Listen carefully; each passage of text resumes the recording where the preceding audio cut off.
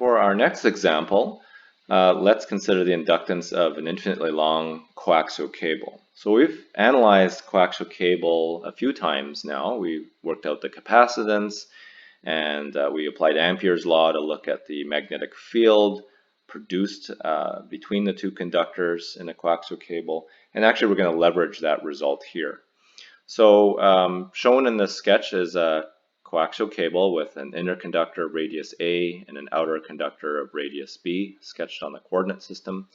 And so to begin this problem, we might first write down a current here. Now, I want to emphasize that you can assume any direction of current that you want here. But what's important is that if I excite a current on the inner conductor like this, then that current is eventually going to return on the outer conductor, like so. And this is the assumption that we made when we analyzed the magnetic field produced by this arrangement of conductors when we were looking at Ampere's law. So in this particular case, with the current going into the page or in the positive Z direction on the inner conductor, we can apply our right-hand rule, and we can see that the magnetic field is going to circulate in the clockwise direction if viewed from the front like this. So according to our coordinate system, this is actually being produced in the phi direction. So this is basically a phi component of H. And we have an expression for H phi. It's equal to I over 2 pi r, where r is a radial distance from the center in cylindrical coordinates. And this is true between the inner and the outer conductor.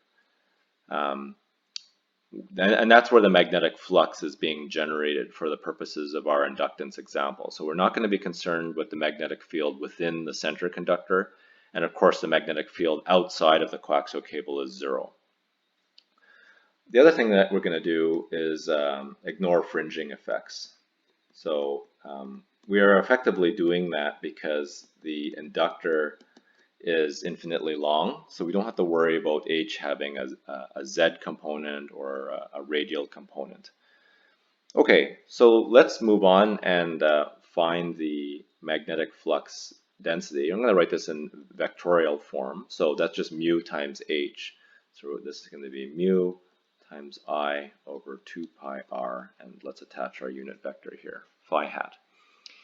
So mu refers to the permeability of the material filling the space between the inner and the outer conductor. So technically, that refers to the properties of this material located here. If it's air, then mu is just going to be mu naught. Again, we could introduce a magnetic material between A and B in order to try to increase this permeability, but we'll just leave it as mu for now. So next we need to find magnetic flux density. So that's going to be phi. And to do that, we need to, again, take B and integrate it over some surface S. So our next question becomes, over what surface do we want to integrate over to find the flux? How is the flux being generated here? So we need to think very, very carefully about this because it's very much like a Gauss's law problem where we want to choose the surface S such that the flux passes through it. And we would like, if we consider the face of S, we want the flux to be passing normally through that face so that this product of B dot ds, or this dot product of B dot ds, can be simplified to just a simple scalar product. So since we see that the B field is being produced in the phi direction here, the natural surface for us to choose would be a phi equals constant surface. So I'll sketch that in red. A very, very simple choice, for example, could be phi equals 90 degrees. So if I was to sketch that on this picture here,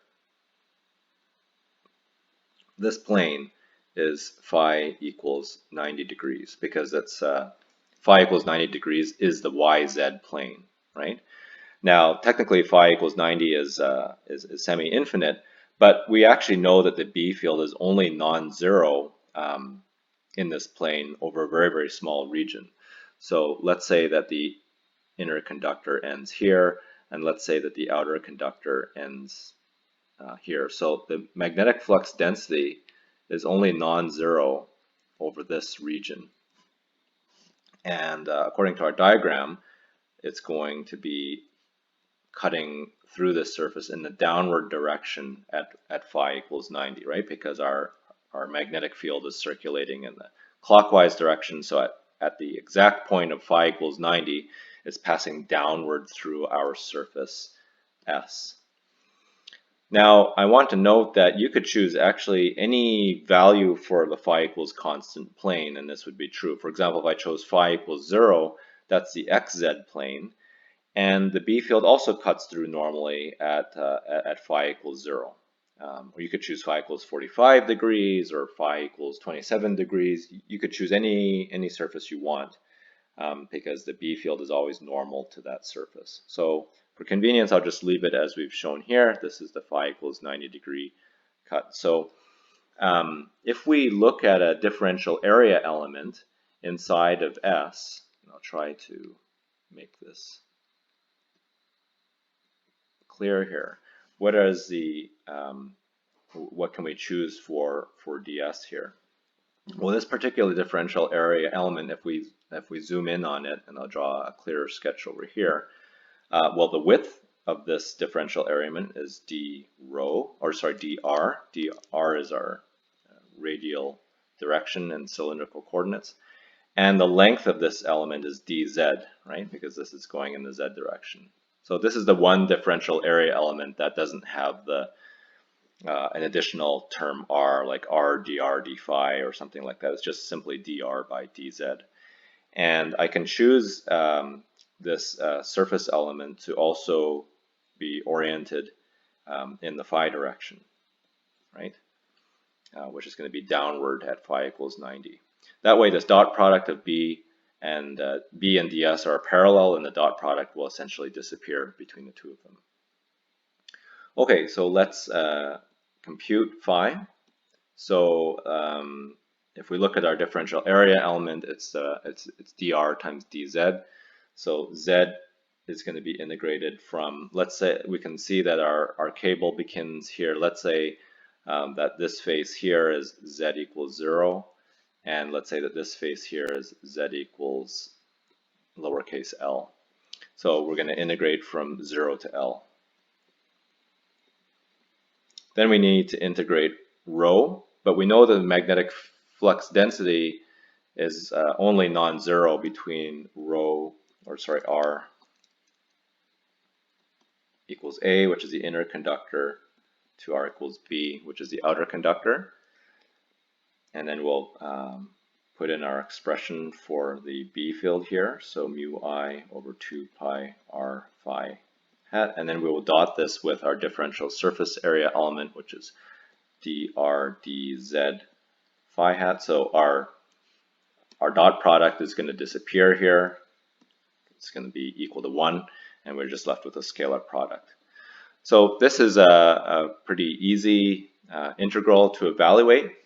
There is no variation with z, so this is going to be equal to mu I L over 2 pi, and then we need to integrate from a to b dr over r, and that's just a log function or natural log function. So this is going to be mu I L over 2 pi times the log of b over a, natural log. Now we can compute flux linkage. We only have a single turn here, right? We haven't wrapped this inner conductor or outer conductor multiple times around a core or anything like that. So we really just have a single turn here, n equals 1. So that means that flux linkage is going to be equal to magnetic flux. And so nothing too difficult to do there. Finally, we can evaluate inductance, which is magnetic flux density divided by I. So taking that expression that we have there on the right, we just remove the I. So it's mu times L over 2 pi ln B over A. And again, we can see that we end up with an expression for inductance that only depends on the geometry and the material parameters of our coaxial cable. If we make the coaxial cable longer, we get more inductance. If we increase the radius of the outer conductor relative to the inner one, we get more inductance. And if we increase mu, we get more inductance. Now, something interesting here is that we do see the length L appearing here. So we could actually define a per unit length inductance.